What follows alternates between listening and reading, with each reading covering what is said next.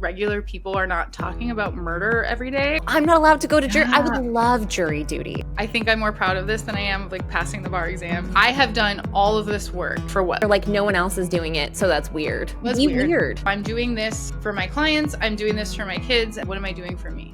Nothing. I'll do such and such when I have time. You never have time. As a child, I did not dream of labor. To have someone who believes in what you do and support you. As I think a lot of us do, we get humanities degrees and then like, now what? I don't just like put words on a page and be like, what sentence is this gonna be? But then in addition to that high stress role as an attorney, you also are a children's author. Hi everyone, welcome back to Non-Billable Hours. My name is Odette and I am your host. Today, I am so excited to talk with Andrea Diaz. She is a practicing public defender, author, and illustrator of the children's book, Jury Trial ABC, mother of two, and a hobbyist triathlete. She's been at the Los Angeles County Public Defender's Office for over 8 years and created Jury Trial ABC while on mat leave. She's currently working on her next children's book, and I'm so excited to talk to her about all of this and more. So let's get into it. Deal breakers, main titles, take number 510. Well, welcome, Andrea. It's really great to sit down with you. It's evening for me. It's afternoon for you because you're in LA. So my first question that I always like to ask people, what made you want to become a lawyer? And is it something that you always wanted to do growing up? So as a child, I did not dream of labor. That was a great answer. And I actually, when I did think about what I wanted to do, I did not anticipate ever being an attorney. It was not on my radar. I do have 4 wonderful parents who are all, like professionals.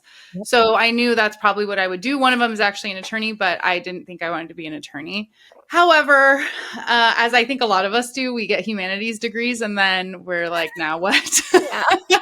What was yours in? I was history and anthropology. What were you? Philosophy, just right next door, Beautiful. Yeah. Same building. Yeah. I like the political, social contract kind of stuff.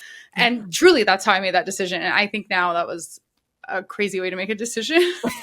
But I'm glad I did. And then what really pulled me after that was just the concepts, truly like justice and fairness, like the basic stuff that we talk about as attorneys are what drew me to the whole thing. And then just learning about how the inequities of the system work and how prevalent they are and wanting to be able to do something in that space. And so here I am 8.5 years after taking the bar and I'm still a public defender. And so, that was going to be my next question. You're a public defender. Was that something that when you started thinking about law school, you were like, I want to go into the defender role, or was that something that kind of sparked as you learned about the justice system in law school? My bonus dad said before I went to law school, take a year off because he's the attorney. Take a year off. Don't go straight to law school, go intern somewhere. So I interned at actually the district attorney's office before law school. We had this gang murder trial that was going on. I just started asking the supervisor that I had some questions. And so the kid, I think the defendant was, if I remember correctly, like 19 years old or something. The kid that died was around the same age. And I remember saying, do you ever just feel bad that you're now kind of snatching this kid away from his parents in the same way that this other kid was snatched from his parents? Yeah. And it's all because of the neighborhoods that they grew up in. Do you ever just think like, had they been born somewhere else? And the supervisor was like, I appreciate that question. And I just want you to know that that's a defense attorney question. That is not a prosecutor question. I don't understand the question and I won't respond to it. It's like, I don't think this is the job for you. And you'll remember me when you're in law school. This was before even law school that you were having these thoughts about like fairness and retribution versus like rehabilitation or whatever. Like, it's not just punishment, but like what was the bigger societal impact of what we're doing here, right? Yeah, the philosophy degree at work, right? He was 100% right. I didn't know it at the time. He was 100% right. I went to law school and I knew like I can't do the big law thing. 99.9% of the legal jobs that are out there are not for me. And actually, this was a crazy idea to go to law school with that being the case. But I landed where I needed to land after one internship with the public defender's office. That was it. I was like, these are my people. I'm where I'm supposed to be. It's funny that you say that, you felt like 99% of the law jobs out there weren't for you and you knew that. You were aware of that in law school. I don't know what type of law school you went to. Mine was very business law focused. I went to Western Law in London, Ontario. There's a big business school there as well that puts out a lot of business kids that decide they want to go into law, and it's like a very corporate law environment. I was not a biz kid, knew nothing about corporate law, and was in law school surrounded by all of these people who knew that that's what they wanted to do. And so for me, that's what I thought I wanted to do. And I just kind of went about my way thinking that I only wanted to do that and not thinking about other types of law and the impact I wanted to have on the world. Was yours a social justice heavy law school? Yeah. So I went to UC Irvine, especially when they first started. It was super public interest focused. Okay. Obviously, it always feels like it was meant to be at that point, right? But yes, so they gave us a lot of opportunity for pro bono hours. They really pushed the public interest thing. And it was almost like the kids that were there that wanted to do all this business law or corporate law or whatever felt almost like they weren't sufficiently supported. And so I think that now has been built up to the point where, you get everybody. But it was such a great law school experience. I loved it. I would go to UC Irvine all over again. Nobody loves law school. I loved it. That's really refreshing to hear because I didn't hate law school. I miss being a student and I miss learning. I wouldn't say I would do the whole 3 years over again. So what was it about it that you loved so much? I do think I miss being a student and I love learning, and that it continues to be a theme of my life. Yeah. But UCI was really great, like I said, about the pro bono hours and all that, but they also didn't pit us against each other. So I'm not sure what your law school experience was, but everybody else's. Just kidding. I know I'm number 14 of 120 in my class, and you know who's number 13, and you're always fighting for that class rank or whatever. We couldn't even know our class rank if we wanted to. And so it just felt like everybody was much more collaborative, much more willing to share notes, much more able to be friends. That's nice. And I joke, like mine wasn't the type of cutthroat, typical law school experience. Like I would share my summaries with friends if they were sick or couldn't make it to class or whatever. And we would collaborate on summaries, but there was definitely cause there's only so many spots available for those like big corporate summer jobs and articling jobs. And that was where competition was could be pretty intense. Like if someone else got hired at a firm that you wanted to, it was almost like, now you don't like that person or now you Yeah, I can't relate. I'm so sorry. No, that's good. I'm glad you can. And I'm glad you had a different experience because I have so many issues with that type of law school experience. I think it can be more, it makes sense that you went to a social justice focused law school and it was more socialist, like more field, right? Yeah. I used to joke with my then boyfriend, now husband, and just say like, we all sat together and just sang Kumbaya. Later, we're going to make s'mores and sing Kumbaya. That's what we did. That's really nice. Is he a lawyer too? No, God, no, okay. No. No, my partner's not either. I'm like, I could never. Like, I want a husband who thinks that I am the best at what I do and cannot know otherwise. You want to be telling him the story. You want to be right. You don't want devil's advocate based on some like law school knowledge that he has. I don't want him to be like, wait, why didn't you file this motion? And no. Okay. Every choice I made was 100% right. And I'm the best at this. And that is the version of me that you know. And it should be, because why not? I'm sure you're amazing at your job. So why wouldn't you be, right? Mm-hmm. And so you said you've spent 8-ish years as a public defender. It's got to be a heavy role, right? Like the kinds of things you see. Yeah. How do you take care of yourself through it? So I would say that initially I was very bad at that. And it's funny because you start in misdemeanors, right? So you're not even seeing truly the worst case scenario of what now I see all day, every day. Right. But you are dealing with regular people who their intersection with the criminal justice system is like shattering their entire life, their job, their whatever, right? So there's a lot of secondary trauma. I did have to go back to therapy. Yes, queen. Yes, queen. Yes, queen. In my first year because I was taking on just like far too much.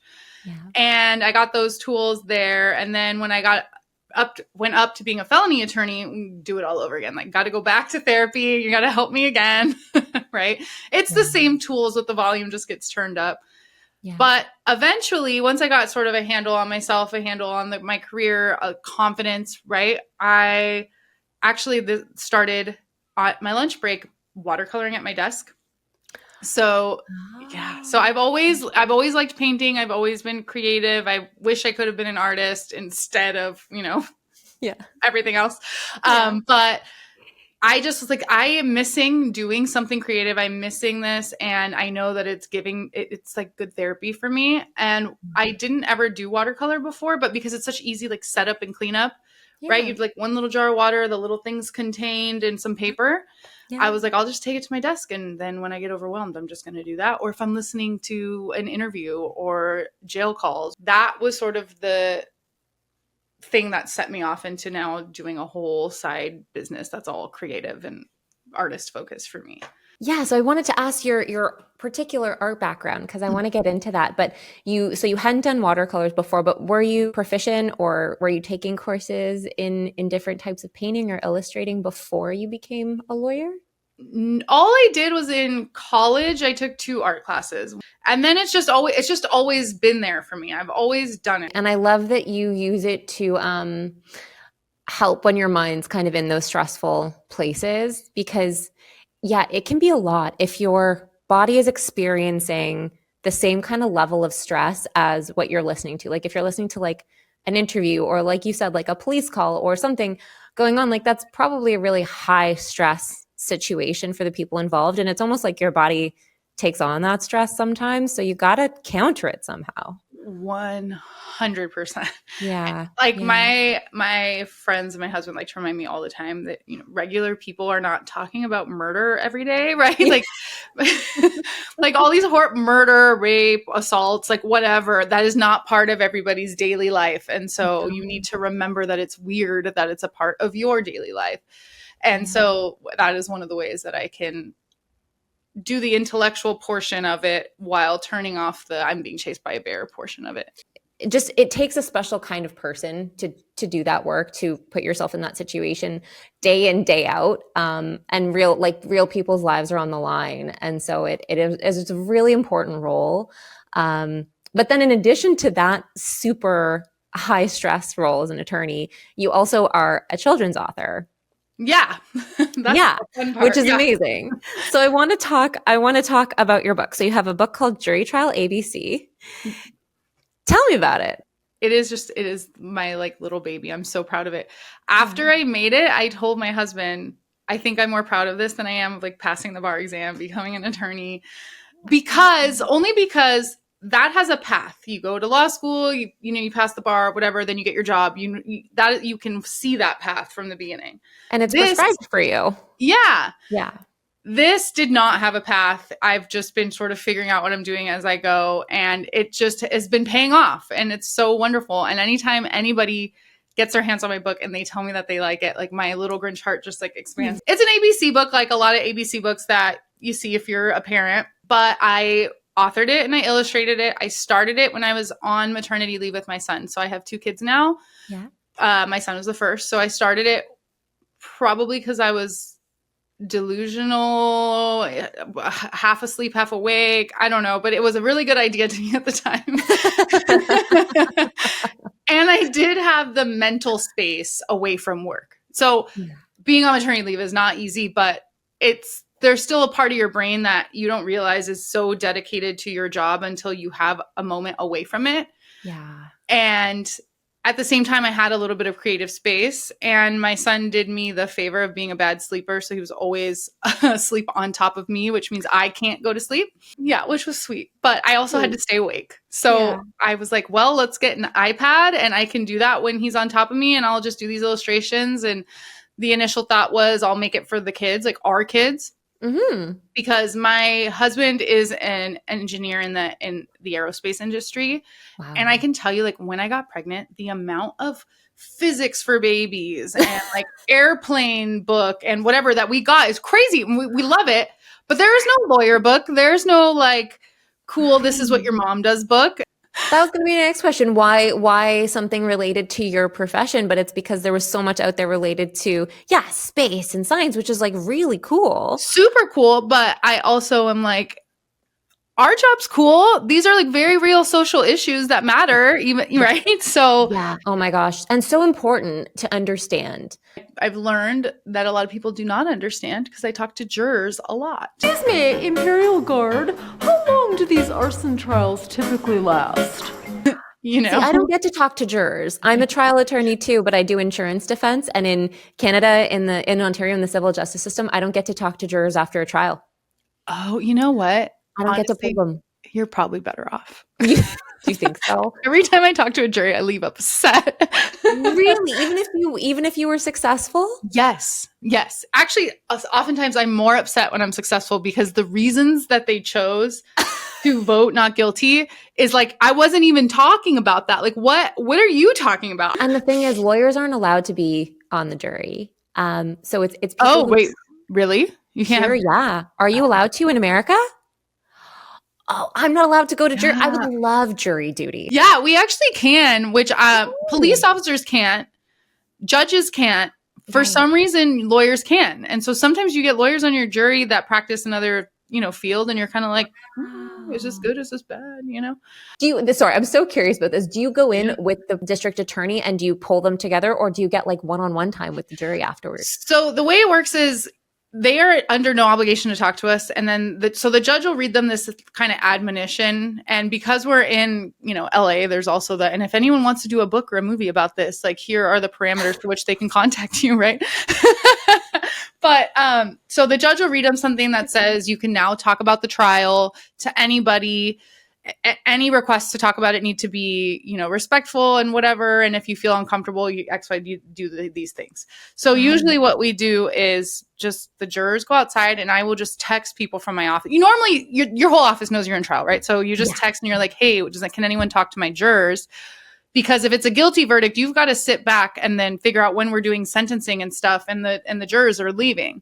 If it's a not guilty verdict, sometimes you're hugging and your client's crying and his family's there and you can't exactly, go out there. But they just kind of, as the jurors are walking out of court, they'll just say, hey, I'm with the defense or I'm with the prosecutor's office. Would you mind speaking to me about your verdict? A lot of the time people just like walk past you and there's always like the one or two people that like to talk that stay. But some trials you'll get them all to stay and they all have a lot of opinions and you're like, oh my God. And they'll tell like, whatever lawyer they did or didn't like, what they were doing that they didn't like. Sometimes they're super, I think, surprisingly perceptive about the shenanigans that can go on during a trial between the attorneys. Yeah. And so, I did one time with opposing counsel who was like rolling her eyes a lot. And the jurors told me that after. They were like, I can't believe she was rolling her eyes. Like she thought that was going to work for us to, Over the top eye roll. Oh, brother. So you have your first book out, and remind me, when did it come out? So you wrote it initially for your children, and your husband said, if you like it, wouldn't other people? I guess I should preface this with also saying that he has an MBA. So I feel like that this is MBA brain talking, but he goes, you're cool. No. And if you think this is cool, other people will think it's cool. And in addition, you've probably identified a hole in the market because you are your target audience. And so I was like, all right. He said, let's like look into printing them. What do you want? Let's do it. And I'm like, well, we're going to have to invest our own money into that. Do we really want to do that? We were saving to buy a house at the time. Yeah. And he was so just like, who cares? Let's go. How much? Whatever. He really just always believes in everything that I do. Truly. It's just isn't it mind-blowing and such a difference maker? Because I also am lucky to have a partner that is the same, and he was the same with his podcast. To have someone who believes in what you do and support you and put in their time and energy into helping you when really what's like they just want to see you succeed. Like they say one of the most important decisions you'll make in life is choosing a partner. Mm-hmm. And it sounds like obviously, you wrote it, you're illustrating it, all these things, but sometimes that encouragement can really be a difference maker, right?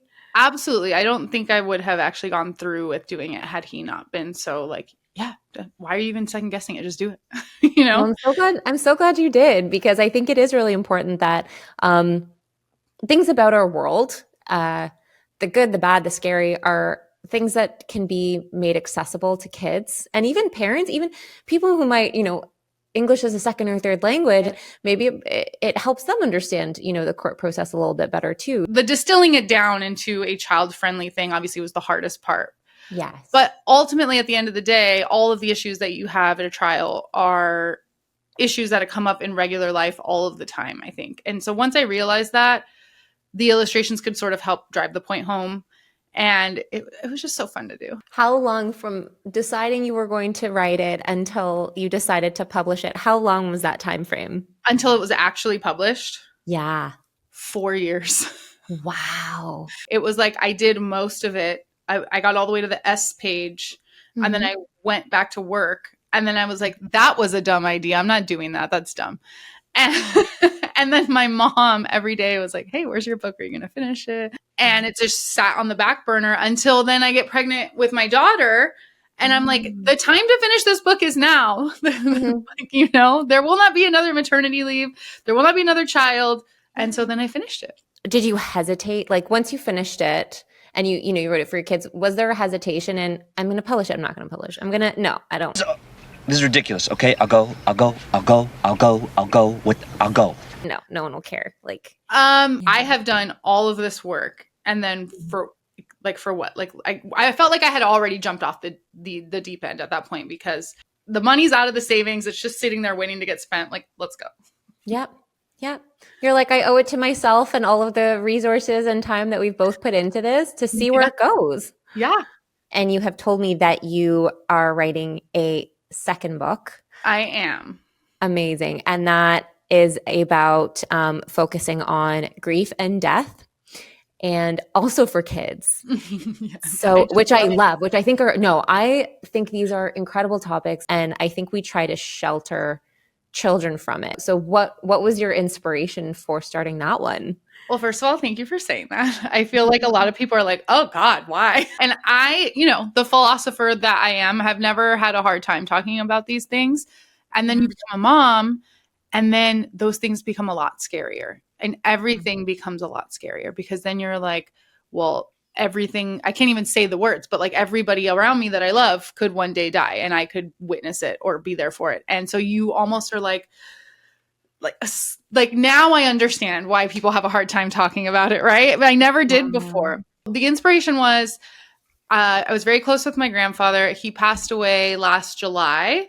So actually he passed away right before I published my first book. He was so excited about it too. He was so excited. Oh, I'm sorry to hear that. And that's so sweet. But I also kind of feel like he passed away and then like all of this good stuff happened. And I'm like, are you around? Like, what, are you doing stuff, Yeah. He passed away. I obviously had a hard time grieving just like normally. Yeah. And my son knew him. So I sort of had to explain like, yeah, we're going to see great grandma, but we're not going to see great grandpa. And he was had just turned 4. And then as he's gotten older, because there's photos of him around the house, I like painted a portrait of him when he passed. So that's up. And he'll ask more questions like, oh, you said he's dead because his body doesn't work anymore. So can he just eat some more growing foods and then his body will get strong and he'll come back? Right. Because I always tell him he has to eat growing foods to get strong. Yeah. And then like explaining, like, no. And so in the process of doing that, I realized that this could be a book. And so I sort of had that back in my brain, and I'm not like particularly woo-woo, like I'm really not, but this is a whole other topic of a podcast, but my grandfather was a triathlete. So he passed and I started training for a triathlon. Yeah. I want to talk to you about that because that's badass. Sure. Yeah. So I'm on a run and my whole family has decided that the way that my grandfather is manifesting is as a dragonfly. I am not, like I said, I'm not really woo-woo. So I'm like, sure. Yeah. My philosophy background taught me that if you give it meaning, it's important. And like, why not? Right. Mm-hmm. So I knew that, but I hadn't felt that or whatever. So I'm running. And then like this dragonfly just like, whoop, like pops right in front of me and just like paced me for a little bit. And then it like turned around and looked at me and then kind of kept going. And I just like, it was so bizarre. Right. So that I have broken down on many runs now crying, but I broke down on that run crying. I come home And it was a Monday like today. I get every other Monday off. So I'm at home. Nobody's here. It's just me.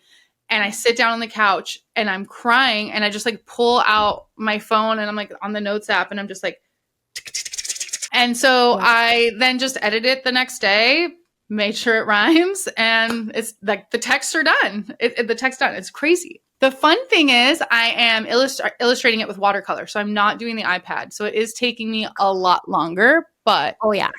I feel like it's going to be like really beautiful. I have a huge respect for people who are good at painting and watercolor painting because I've tried watercolor painting and I do enjoy. I'm not artistically trained by any means, but I do enjoy it as like a stress relief. I am terrible at it. I feel like it's as much about creating an image as just like kind of letting go because you only have so much control over that slippery water on that page, right? Yeah, that's what I was going to say. I actually think it's great for people who may have, I'm just profiling like a type A kind of personality, wanting everything to be perfect, because you cannot control how the ink is going to go in the water. All you can do is know, like, if I do this, then generally speaking, this is what's going to happen. But the picture is revealing itself to you just as much as you're trying to create it, right? Exactly. I think it's a really great activity for people who have a hard time letting go.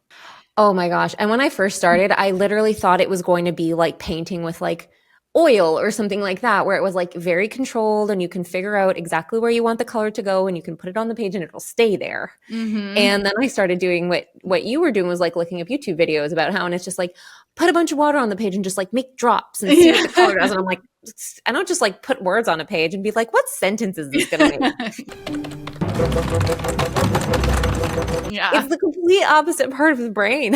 Yeah, it is. And the hard part is when you come from, like, I would paint acrylic where you can layer the paint on top of each other. Right? It's like a opaque every time you go over. So traditionally when you're drawing with a pencil or painting, I think oil painting might be the same. I haven't done that.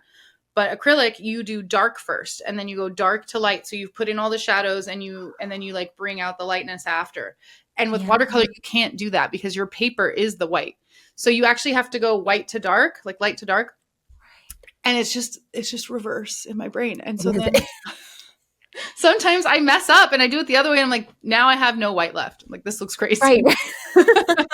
So you're doing something different now, which is you're writing a book while you're an active practicing attorney. Yes. And so do you see the book, because when we were if you had a group of people, if there was a group of people, right, and you could just pick chatting, on Instagram message, we were talking about hobbies and things outside of work and why they're so important.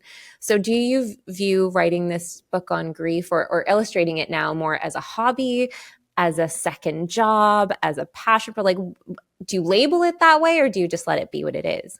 My Instagram profile for a long time just said hobby enthusiast, right? So I think like ultimately everything I do is essentially a hobby, other than my job.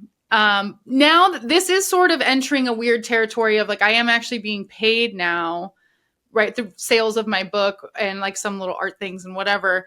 Yeah. So is it a job? Like, I don't know. It doesn't feel like it because I have total control to just shut down the website and be like, I'm done, right? And everything would be the same and I can still pay my mortgage and there's no like loss of health insurance and everything's fine. So I think it's still a hobby. This is definitely a creative passion project. There are parts of it that are just like business administration that is not super fun that I would consider a job. I'm still doing this on my time when I can. It's all for the sake of something that I really want to do and really want to create. So I would say still a hobby.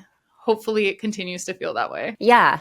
As your passion ignites you and it's not some sort of like obligation, like getting on your emails or something like that. It's like something that you chose to do, right? When you think about how important hobbies and the creative process and things like that are outside of the job, was that something that a specific event or time in your career kind of ignited that, oh no, I need to be a full person outside of my job? Or were you, because I know some people who've always just been really good at it and it was never an aha moment.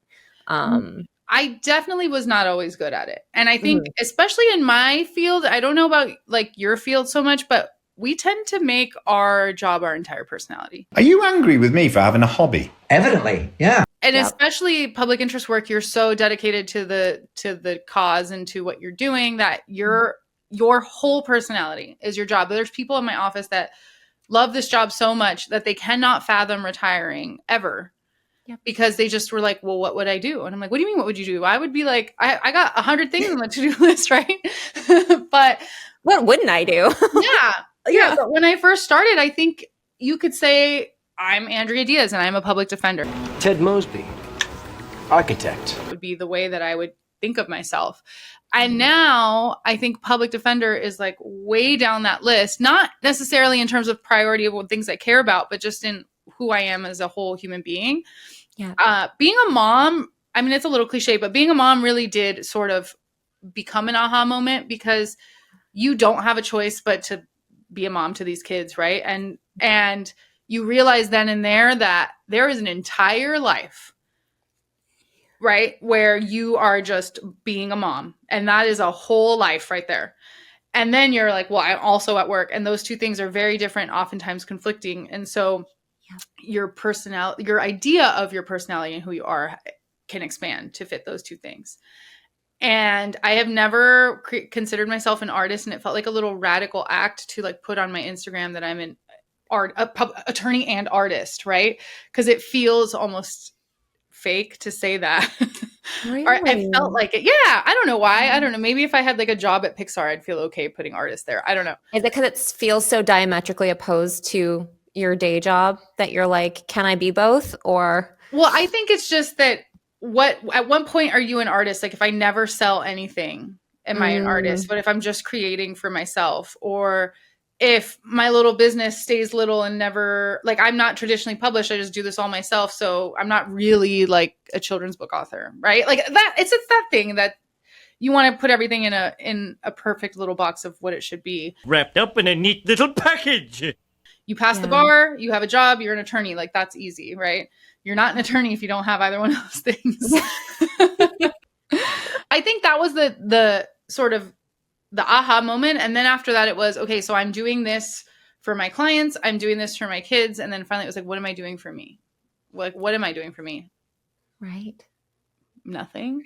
Little like half-assed workout routine, maybe sometimes. That was like all I was doing for me. Then, I started doing the watercoloring at lunch. And then I really think that if you take 5 to 10 minutes when you can for yourself to do a thing that you love, like if you're like us and you like to be a student, then learn something 5 to 10 minutes when you can, 10 to 20 minutes, that turns into 30 minutes. That turns into you being like, I don't need to watch that show because I'm going to do my little embroidery or whatever instead.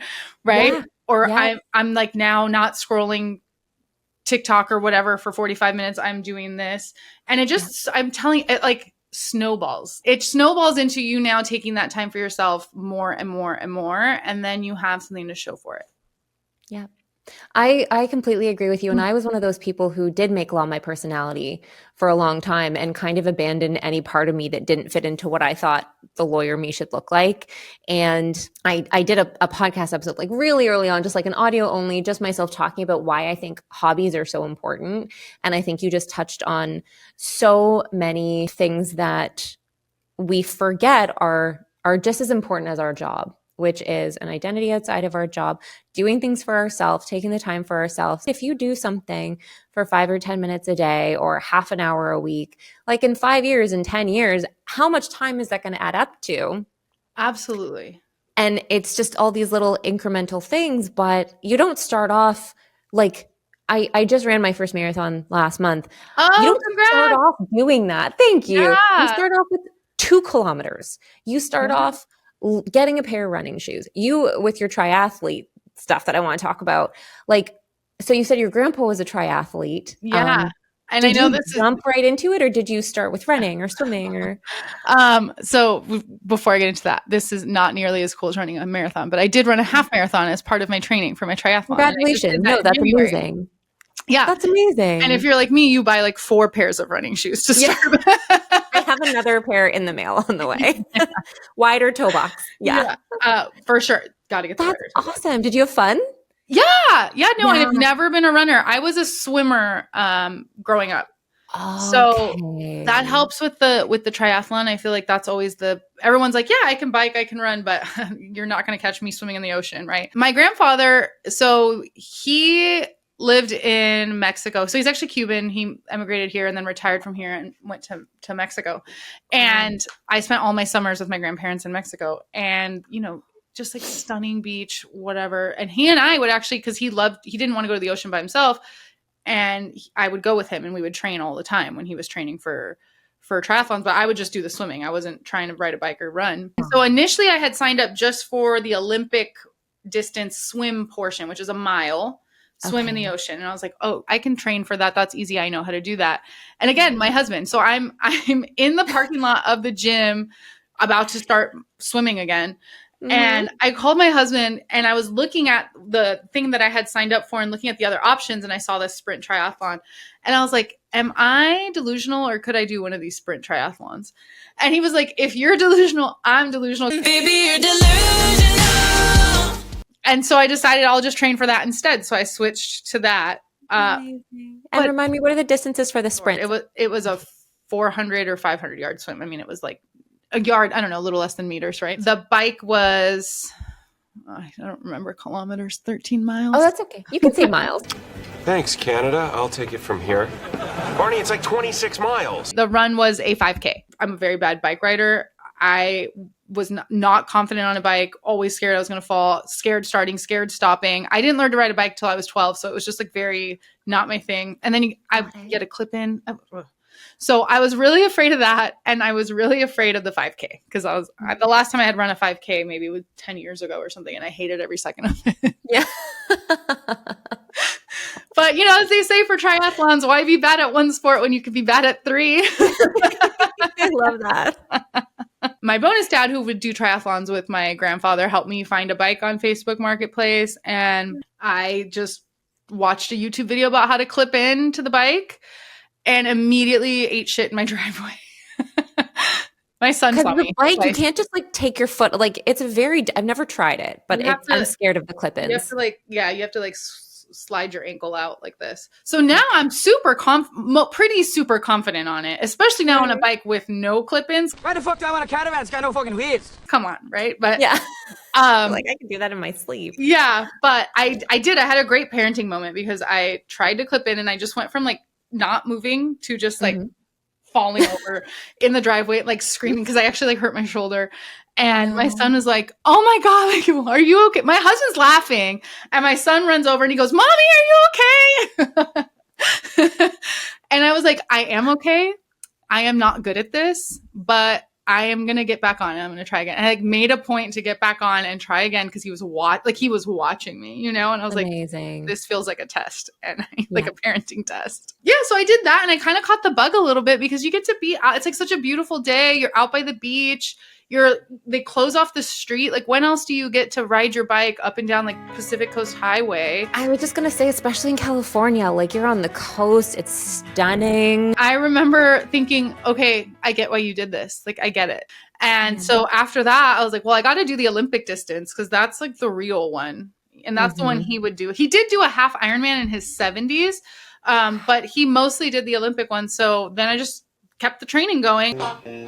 I think having a good support system around you is really important when you work in a high stress job and you also want to prioritize yourself outside of work and train for something like that. So do you find when you are in training for a race, do you find it difficult to get in those miles, or is it something that you easily prioritize? It's like yes and no. I'm very goal oriented. So like right now I don't have a race on the books. I just know that next November I want to do something. Okay, well that's not really, I don't need to be training for that right now. Because of that, I sort of, the priority for working out, whatever, moves its way down. Yeah. But if I do have a race coming up, then I'm so motivated. It's like top of mind. And I know like I find a way to make it work, right? Yes, I find it easy to prioritize because I have a husband who also prioritizes it. If I didn't, I mean, there's plenty of men out there who are willing to not prioritize your well-being or your hobbies, right? I see it all the 100%. time. So if I didn't have that, then I think that we'd be having a different conversation. You're both parents. Like, the thing that drives me nuts, I don't have kids, but the thing that drives me nuts is when someone, typically, people in heterosexual relationships, says like, oh, so-and-so, like my male partner's babysitting tonight. And I just did that thing where I'm like, that's so nice. And then I had to catch myself. I'm like, he's a dad. No, he's a parent. You're your literal child. You don't babysit your own kids. No, you have a child and you are parenting them, Yes. just as the mother is parenting them. And I only see this happen in like, those like hetero relationships. Mm-hmm. But it's just like, yeah, you're equally parents. Like, you both are there.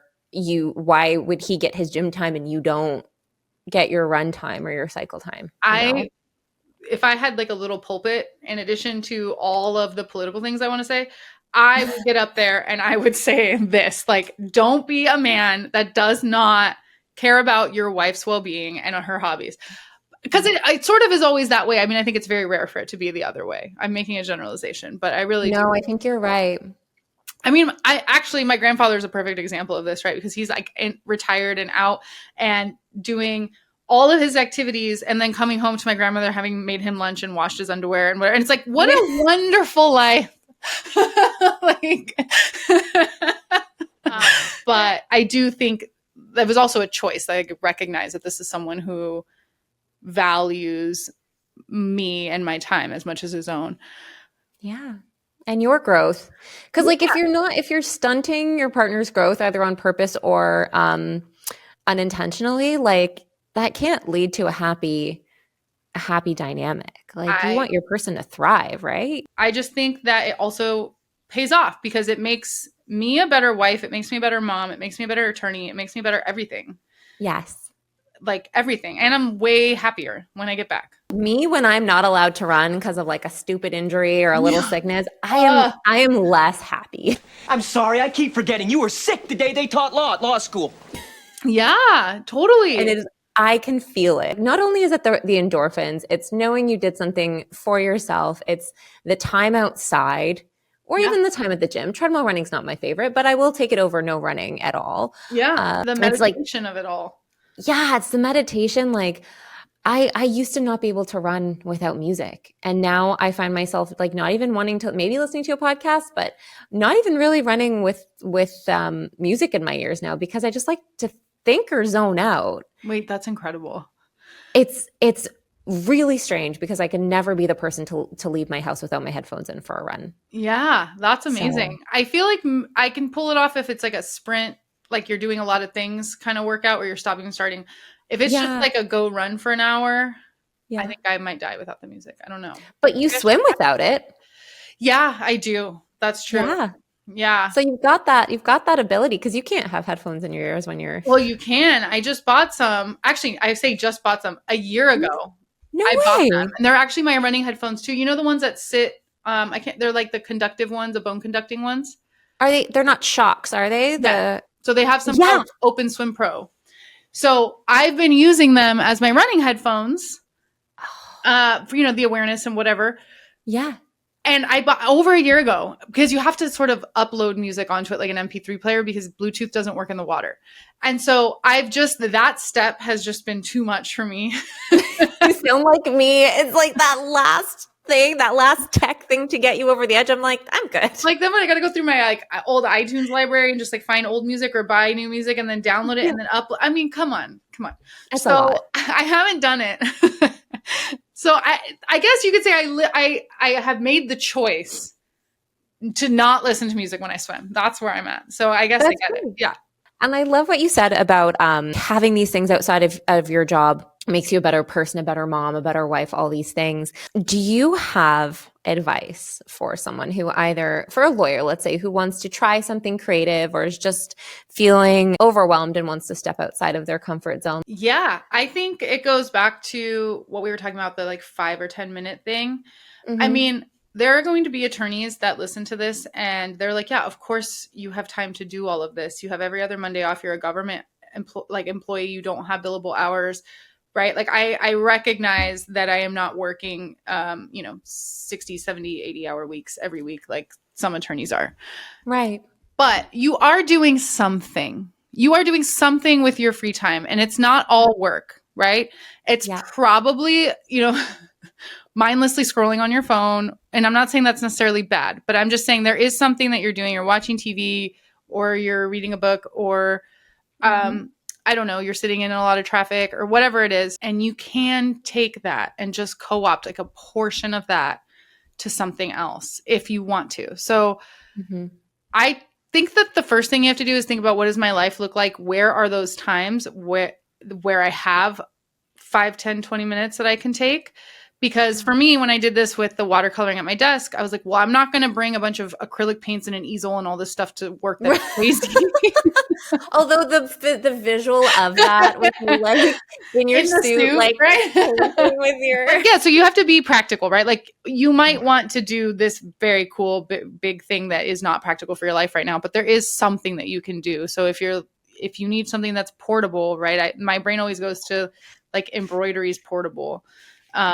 Crocheting or knitting is portable. Watercolor is portable. So start small like that. Think about what's practical. And I think, if you have a long commute and you want to learn how to do something new, everything has a podcast or a book that you can listen to while you're in the car to learn how to do that thing, so that when you're at home to now do it and you have the time, you've already done the work of the mental work of learning what you need and how to do it and whatever, right?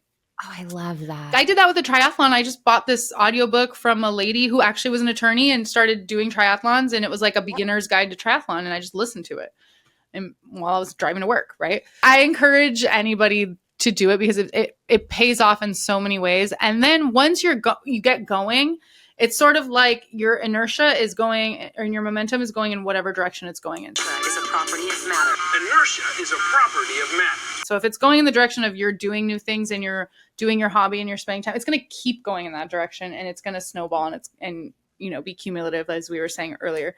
If you're doing what you're doing now, you're just going to keep doing what you're doing. You touched on something really important, which is like the inertia, and that comes from taking the action, even if sometimes you're not motivated to, thinking about the angle. Because I think about it and it's like, how often am I motivated to do my physio for my tight hips? Like, how often am I motivated to get out there if it's like cold or rainy and I'm really not into it? Like, I'm dealing with like a pain on the bottom of my foot. Like, I have to do toe scrunches. Like, I don't want to do toe scrunches. I'd rather like, read my book or whatever. But it's just like, okay, but if I don't do it, the motivation for me comes from the doing.